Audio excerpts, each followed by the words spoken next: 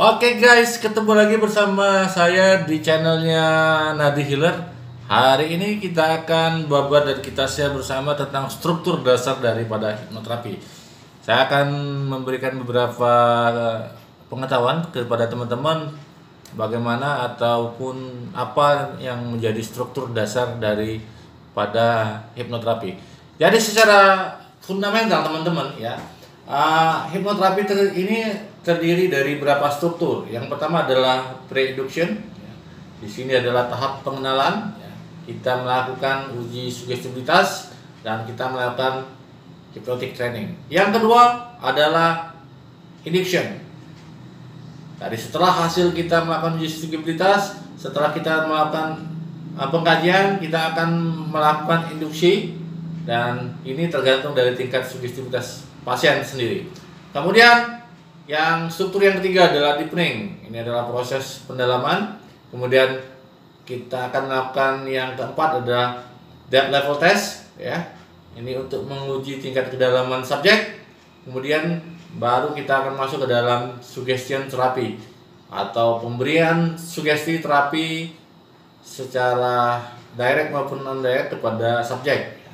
Kemudian struktur yang berikutnya adalah post hypnotic ya. Dan kita akan membawa kembali klien ke dalam kondisi normal. Jadi ada beberapa struktur. Pertama induction, maksud saya pre-induction ya.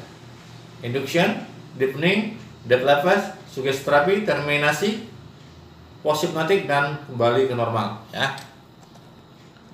Sekarang kita akan babar pre-induction. Apa sih pre-induction? Dari awal kita katakan bahwa keberhasilan seorang hipnoterapis atau hipnosis itu adalah sangat tergantung kepada tahap pre-induction. Jadi tahap pre-induction adalah proses awal sebelum sesi hipnoterapi yang sebenarnya. Jadi proses ini sangat penting ya, dan ini bersifat kritis serta menentukan sukses atau tidaknya sesi hipnoterapi yang sebenarnya. Jadi di proses pre-induction ini akan kita ketahui hal-hal yang harus kita dapatkan ya. Yang pertama tentu analisa permasalahan klien ya. Apa sih masalah yang dihadapi klien? Kemudian kita melakukan pengujian tingkat sugestibilitas klien dengan berbagai teknik. Nanti di video berikutnya akan saya babar bagaimana teknik untuk sugestibilitas tes. Kita akan langsung praktek dan pemahaman klien terhadap metode hipnoterapi tersebut ya. Kemudian kita akan melakukan peningkatan sugestibilitas klien melalui hypnotic training. Ketika kita nanti dapat bahwa kliennya atau subjeknya nanti dalam termasuk kategori yang moderat ataupun sulit, kita akan melakukan latihan untuk menaikkan sugestibilitas atau yang kita lakukan namanya hypnotic training, dan kita akan memberikan pemahaman tentang hipnoterapi yang sebenarnya. Kemudian langkah berikutnya adalah strategi atau sesi-sesi yang akan kita terapkan pada masa atau pada kegiatan hipnoterapi yang sebenarnya. Ya. Di dalam pre-induction saya bilang tadi sugestibilitas dan hypnotic training.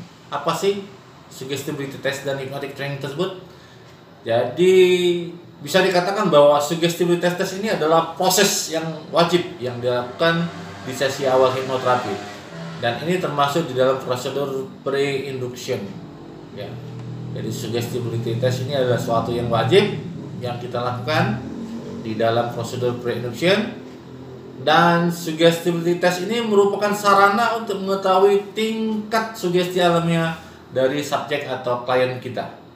Dan sugestibilitas ini bisa ditingkatkan melalui hypnotic training ya, yang merupakan sarana pengenalan bawah sadar si klien terhadap pengertian hipnoterapi dan pengenalan terhadap hipnoterapi sendiri. Jadi saat kita meningkatkan sugestibilitas klien, kita bisa memberikan pemahaman yang baru tentang hipnosis dan melakukan pengenalan diri kepada subjek. Dan hypnotic training sendiri merupakan gabungan dari pemahaman ya, perintah, kepatuhan, dan kerjasama dan sensasi-sensasi sugestibilitas. Jadi kita lakukan latihan-latihan, dan seorang hipnoterapis ini harus memiliki kemampuan untuk meningkatkan sugestibilitas dari klien. Bagaimana kita mengedukasi klien supaya klien bisa naik tingkat sugestibilitasnya. Kemudian setelah itu kita masuk ke struktur yang kedua. Ini adalah induction. Ya, nanti kita di video kali ini kita hanya memberikan teori. Video-video selanjutnya kita lakukan tutorial secara praktek. Apa sih induksi? Jadi induksi ini adalah sugesti untuk membawa klien dari normal state ya menuju ke hipnosis state ya. Atau dengan kata lain, hipnosis ini akan membuat conscious dari klien sangat rileks bahkan tertidur ya. Terdapat banyak sekali jenis induksi ya yang diperlukan oleh klien. Ini tergantung dengan tingkat sugestibilitas klien yang tentunya sangat berbeda-beda. Jadi sebagai pemahaman awal, secara garis besar teknik induksi ini bisa dibagi menjadi dua kelompok. Yang pertama adalah induksi untuk klien dengan sugestibilitas yang rendah ataupun sulit dan yang moderat. Dan yang kedua, ini adalah induksi untuk klien dengan sugestibilitas yang sangat tinggi atau kita sebut dengan klien yang sangat mudah untuk dihipnosis. Dan dalam melakukan induksi, seorang hipnoterapis ini harus mahir dalam melakukan atau menyusun kalimat-kalimat pacing dan leading. Di mana dalam sesi hipnoterapi, target seorang hipnoterapis adalah membawa klien masuk dalam suasana yang rileks dan sugestif. Dan tidak selalu harus tidur atau masuk dalam kondisi deep trance ya. Seperti yang kita lihat di televisi harus tidur, tidak. Kita bisa melakukan sugesti dengan walking hypnosis ya. Dan kondisi deep trance hanya diperlukan untuk teknik terapeutik tertentu ya. Jadi tidak semua harus masuk dalam kondisi deep trance. Kemudian dari hasil beberapa penelitian ya atau hasil tes training ya didapatkan dalam setiap kumpulan kelompok subjek tersebut ada 3 tipikal sugestibilitas. Yang pertama adalah sulit, moderat, dan mudah ya. Jadi tipikal sulit dan moderat ini kita bisa melakukan teknik induksinya dengan teknik deep element ataupun 7+2 ya. Jadi 9 gradient erectionian dengan metafor, atau kita bisa melakukan dengan extended progressive relaxation ya. Jadi kita bisa melakukan extended relaxation, kita rilekskan dari ujung rambut sampai ke ujung kaki klien atau subjek.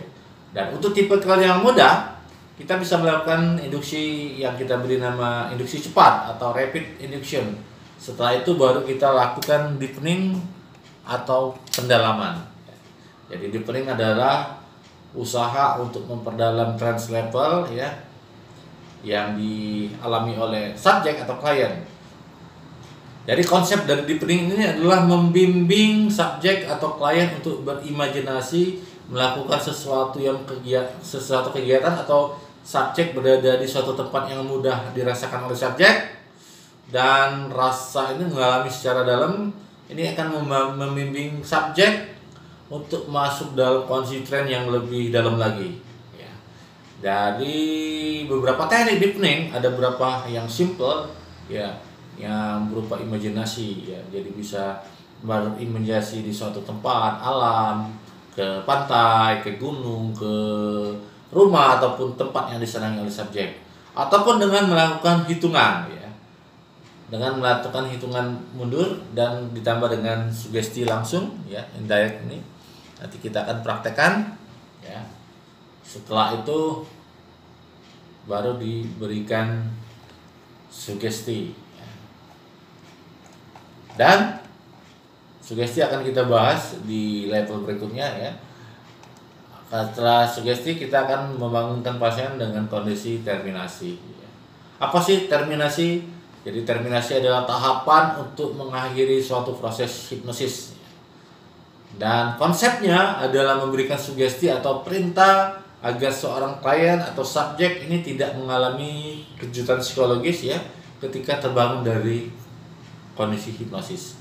Dan standar dari proses terminasi adalah membangun sugesti positif yang akan membuat tubuh seorang klien lebih segar dan lebih rileks ya. Kemudian diikuti dengan proses hitungan berapa detik untuk membawa klien ke kondisi normal kembali ya. Seperti contoh ada skrip yang saya sampaikan ya, seperti ini. Kita akan mengakhiri sesi hipnoterapi ini dan saya akan menghitung dari 1 sampai 5, dan tepat pada hitungan kelima, silakan Anda bangun dalam keadaan sehat dan segar. 1. Tarik nafas yang dalam, hembuskan. 2.